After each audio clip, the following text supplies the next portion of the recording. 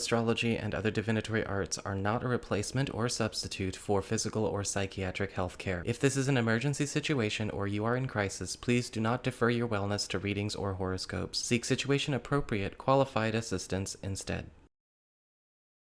Hey there, Pisces, Sun, Moon, and Rising. It's time to have a look and see what is going on when it comes to your monthly astrological forecast for July 2022. And just a quick reminder for you, I'm aware that Jupiter is going retrograde at the end of this month. However, I want to cover that in one of my special deep dive videos. And the reason for that is it's a long-standing retrograde and there's a lot of details to go over. So stay tuned, that's coming. It'll certainly be up before the 28th of July when Jupiter goes retrograde. So like I said, stay tuned. If you are ever interested in getting a session with me, you can go on ahead to my website. It's integrativemysticism.com, or you can follow the links in the down bar below. And don't forget to like, share, and subscribe. You know I appreciate it. And of course, engagement helps this channel out a lot. So what is going on when it comes to your month of July? Well, we've got the sun bringing that attention, enhancement, and support, right? All of the special focus, all of the highlights to your 5th house of love, romance, recreation, creativity and creative opportunities, as well as parenthood, Cancer, through the 22nd of the month. And when we have the sun in the 5th house, this is the time where a lot of you Piscean people are getting a chance to bring in a lot more adventure, a lot more play, a lot more levity, and a lot more lightness to all of your pursuits and connections here.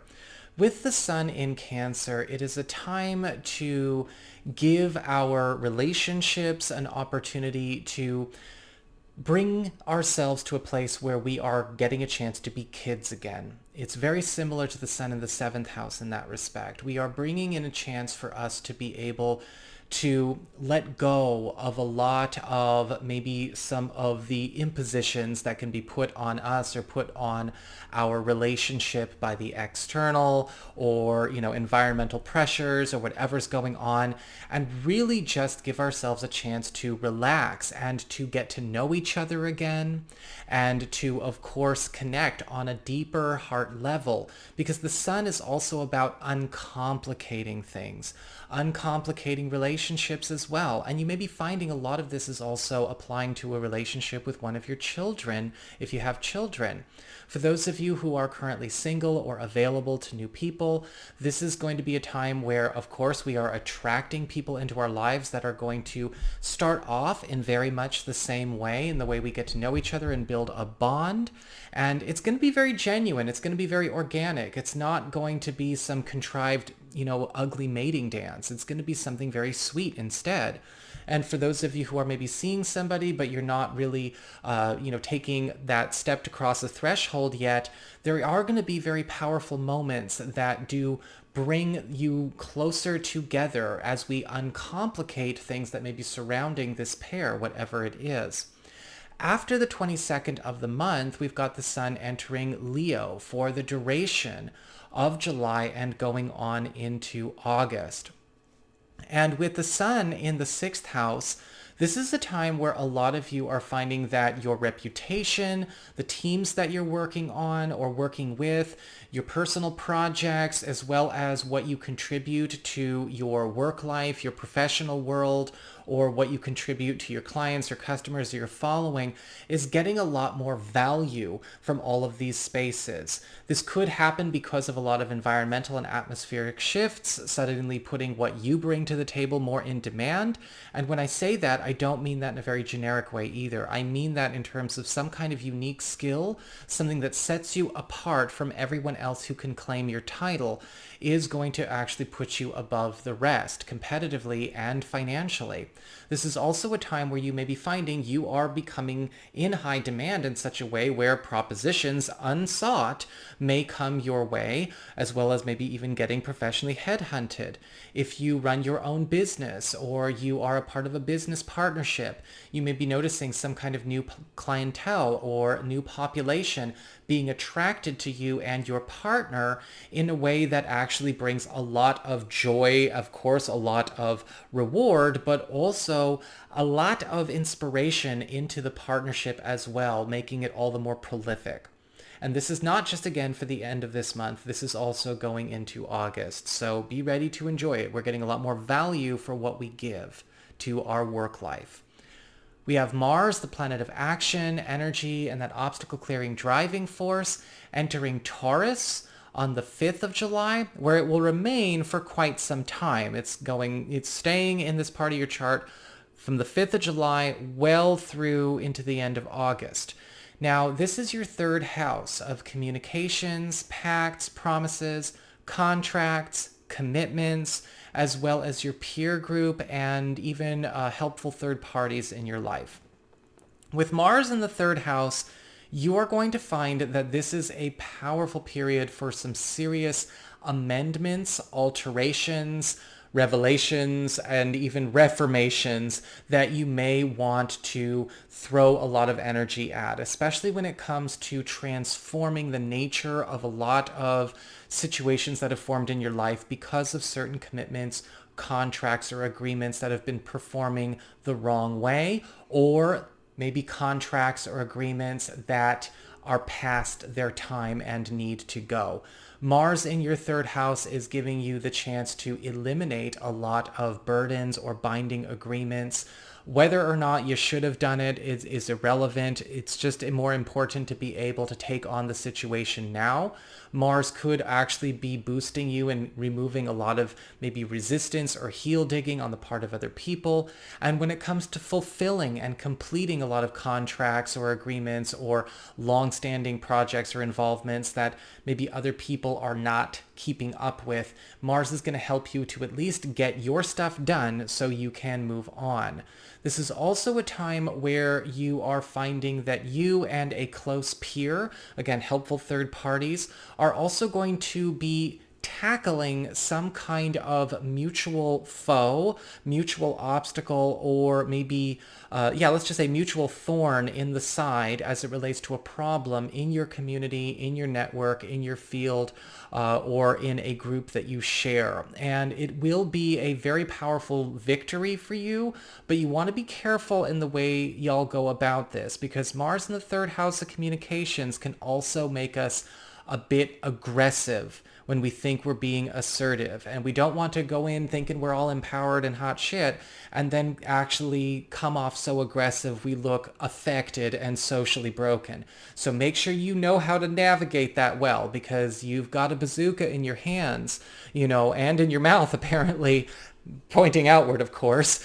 this month and August. So whatever you want to do to shake things up, whatever you want to do to, turn some not so good situations upside down, you've got the power. Just make sure you do it with some grace. We've got Venus, the planet of love, favor, popularity, and affection in Gemini through the 17th of the month. This is your fourth house of home and family, the domicile, anything relating to home economics, as well as maybe a home-based business operation. And with Venus in the fourth house, you may be noticing some surprise acquisitions or increases in terms of the value of maybe a home-based business operation or a home economic situation is concerned, because of some kind of development which is increasing said value, or the rise of the value of an investment or a piece of property that you have, and you may be moved to do something with that, right? Whether it's something that you want to cash in or cash out on, or it is something that you want to purpose towards a higher use.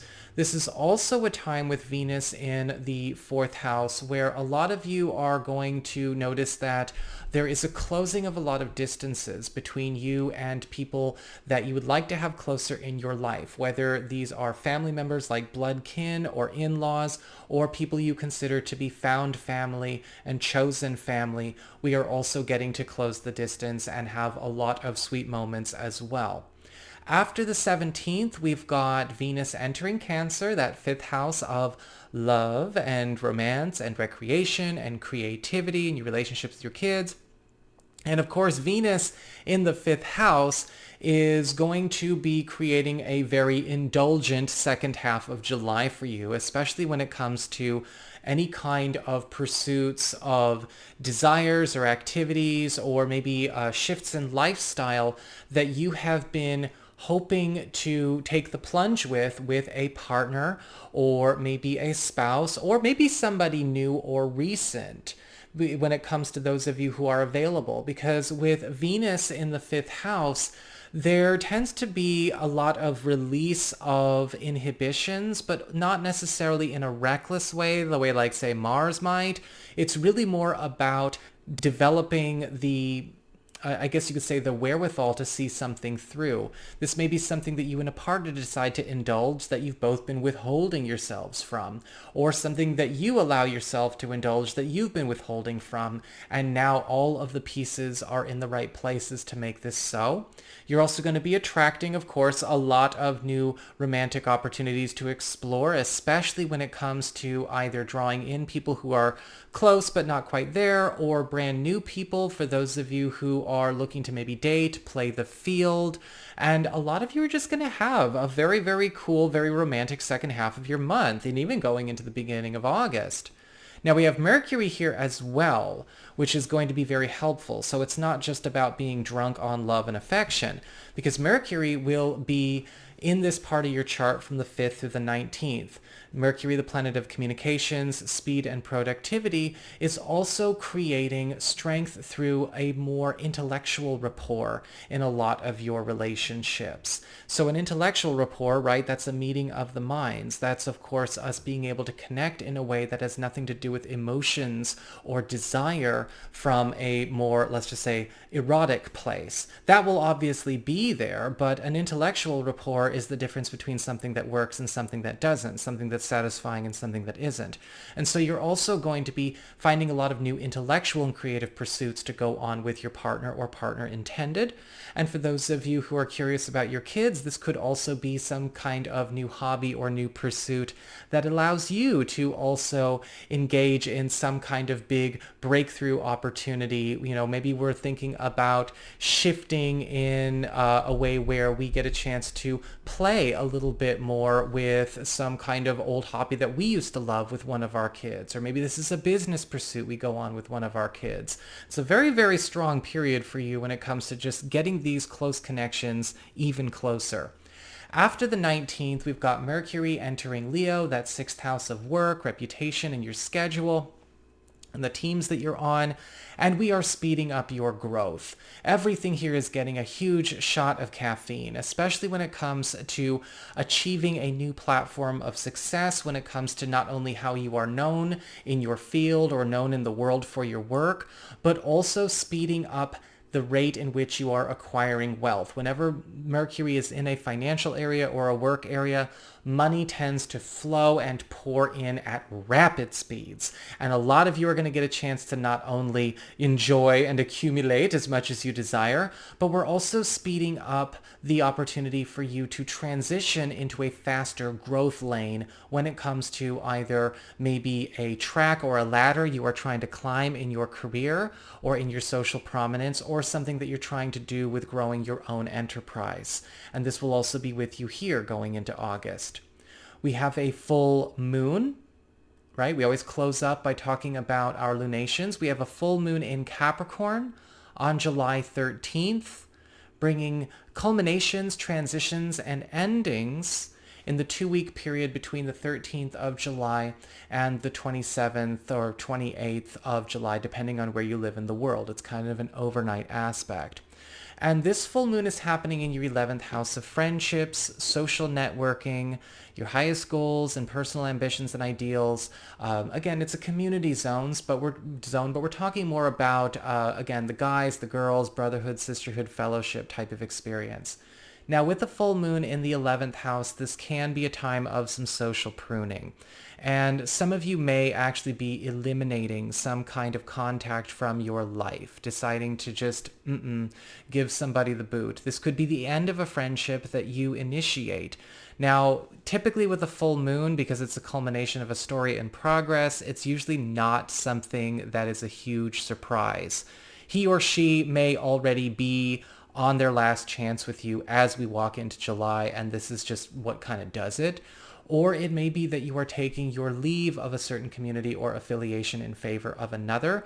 And some of you may be wrapping up a pursuit of a goal or choosing to turn aside from some kind of goal or aspiration that you have maintained until now in favor of something that is much more personal and much more rewarding to you because of some kind of major breakthrough precipitated by this full moon itself.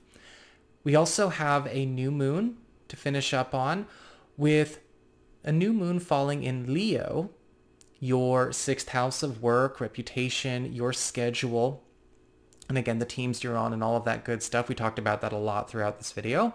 And the new moon is all about seed planting, new beginnings, and initiations. And in the 2-week window period between the 28th of July and the 10th/11th of August, again, another overnight kind of thing, you are getting a chance to step into a new line of work. Now, this could be something happening internally. Typically, with a new moon in the 6th house, 9 out of 10 times we are seeing something that is a new line of work or a new road or a new income source being birthed or born out of something that we're already doing or something that we already have. And with the new moon in the 6th house, you could be finding that this is a huge leg up. This is a huge power boost to not only your professional clout, but also your available resource pool when it comes to your finances as well. This new moon, I feel, is going to be setting you up to work with more of the cream of the crop when it comes to your field or your industry or your office. And I also see this new moon giving you a chance to actually have a whole new professional destination substantiate or at least present itself to you as we go into the first half of August, which is a cut above what you thought you were aiming towards. So that is what I've got for you, Pisces people. I hope you enjoyed it. If you did, don't forget to like, share, and subscribe. You know I appreciate it. And should you ever want to get a session with me, you can go on ahead to my website. It's integrativemysticism.com.